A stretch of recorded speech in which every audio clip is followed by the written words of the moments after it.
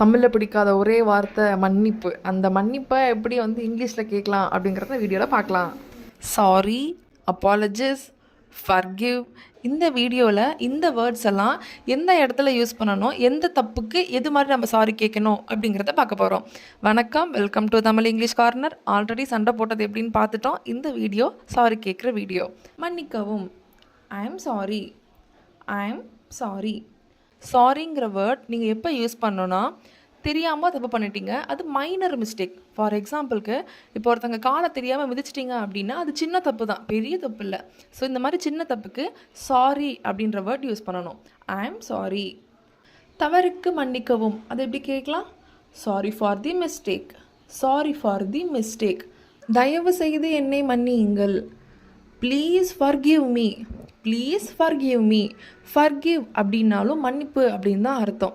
அது மாதிரி ஒருத்தங்களை பார்த்து நீ என்னை மன்னிக்கணும் அப்படின்னு நீங்கள் சொல்கிறீங்கன்னா, அந்த இடத்துல சாரிக்கு பதிலாக ஃபர்கிவ் யூஸ் பண்ணிங்கன்னா ஆப்டாக இருக்கும். அதற்காக நான் வருந்துகிறேன். நீங்கள் தப்பு பண்ணிட்டீங்க, அது பண்ணதுக்காக நான் ஃபீல் பண்ணுறேன், எனக்கு ரொம்ப வருந்துறேன் அப்படிங்கிறத ஐ ரிக்ரெட் தட்.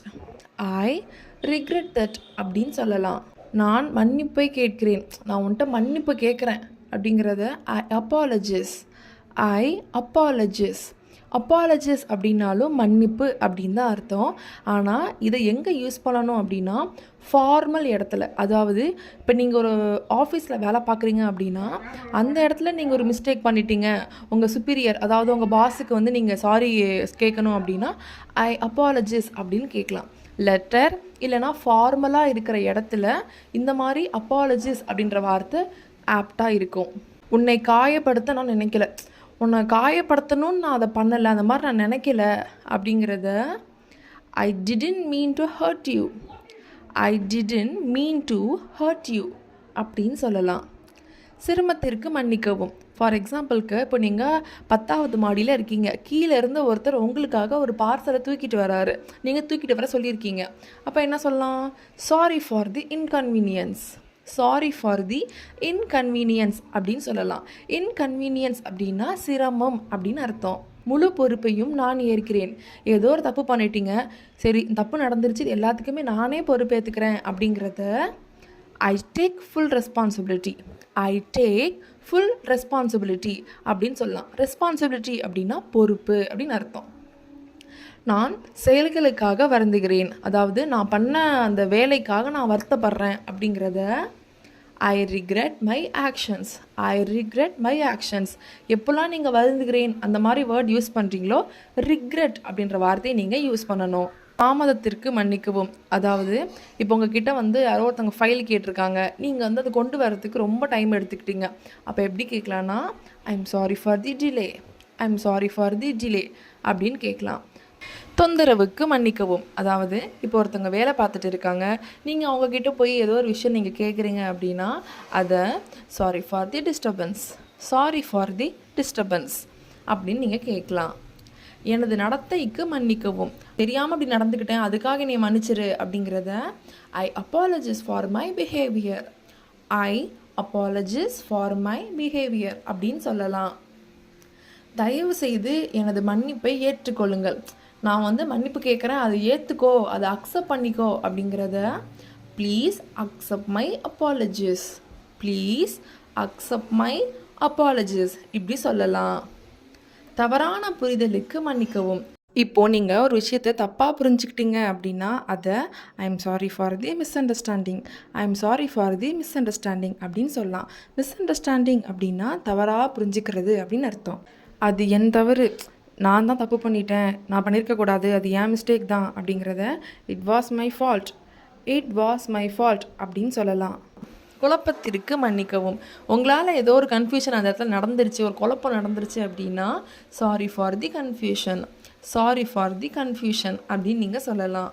இதற்காக நான் வருந்துகிறேன் அப்படிங்கிறத I feel bad about this. I feel bad about this அப்படின்னு கூட சொல்லலாம். நான் அதை குறிக்கவில்லை, இது மாதிரி சொல்லலை, நான் அதை நினச்சி சொல்லலை அப்படின்லாம் நம்ம சொல்கிறத ஐ didn't mean that. I didn't mean that அப்படின்னு சொல்லலாம். நீங்கள் என்னை புரிந்து கொள்வீர்கள் என்று நம்புகிறேன்.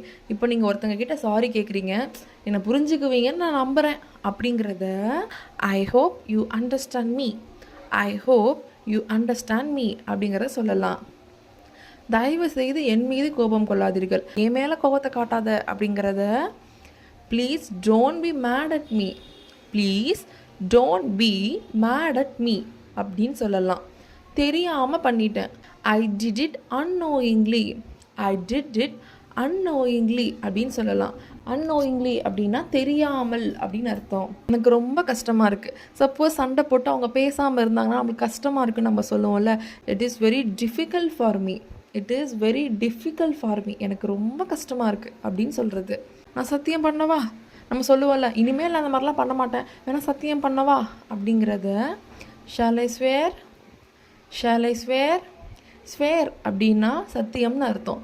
என்னை நம்பு, இனிமேல் நான் பண்ண மாட்டேன், என்னை நம்பு அப்படின்னு நம்ம சொல்லுவோம்ல மன்னிப்பு கேட்குறப்போ, அதை ட்ரஸ்ட் மீ, ட்ரஸ்ட் மீ அப்படின்னு சொல்லலாம். இனிமேல் அப்படி பண்ண மாட்டேன், இனிமேல் நான் அப்படி பண்ணவே மாட்டேன் அப்படிங்கிறத I will never do that again, I will never do that again அப்படின்னு சொல்லலாம். ஓகே, இப்போது sorry, apologies, forgive, regret, pardon. So இந்த வார்த்தைகள்லாம் என்ன வந்து டிஃப்ரென்ஸ் அப்படிங்கிறத பார்க்கலாமா? சாரி அப்படிங்கிறது நான் சொன்ன மாதிரி மைனர் மிஸ்டேக், சின்ன தப்புக்கு சாரிங்கிறது கரெக்டாக இருக்கும். அப்பாலஜிஸ் அப்படிங்கிறது ஃபார்மல், அதாவது ஒரு ஆஃபீஸில் ஒரு அஃபிஷியல் பர்சன்ஸ் கிட்ட கேட்குறப்போ அப்பாலஜிஸ் கேட்கலாம்.